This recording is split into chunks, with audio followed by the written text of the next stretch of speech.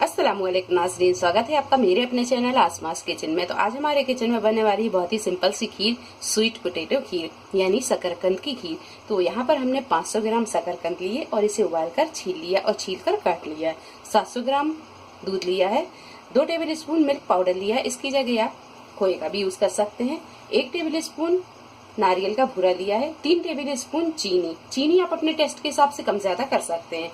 Dry fruit में हमने यहाँ 1 टेबल स्पून चिरौंजी, 8 से 10 काजू, 8 से 10 बादाम और 1 टेबल स्पून पिस्ता लिया है।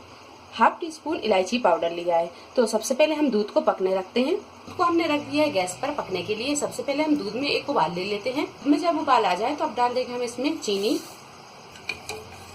के मेल्ट होने तक हम इसे इसी तरह चलाएंगे। चीनी जब अच्छी तरह मेल्ट हो जाए तो अब डालेंगे हम इसमें मिल्क पाउडर और इसे हम इस तरह घुमाते हुए चलाएंगे ताकि दूध पाउडर अच्छी तरह मिक्स हो जाए और इसके लम्स भी ना बने। 1 से 2 मिनट इसे पका लेते हैं। इसे 2 मिनट पकाने के बाद में अब डालेंगे हम इसमें ये ड्राई फ्रूट, इसे हमने काट लिया है, इलायची पाउडर, नारियल का भूरा और थोड़ी देर इसे हम पका लेते हैं। सारी चीजों को 4 से 5 मिनट अच्छी तरह पका लिया है। अब डालेंगे हम इसमें स्वीट पोटैटो। गैस की फ्लेम को हम यहाँ मीडियम टू हाई पर रखेंगे और इसे थोड़ी देर हम पका लेते हैं। इसे अच्छी तरह मैश करते हुए पकाएंगे।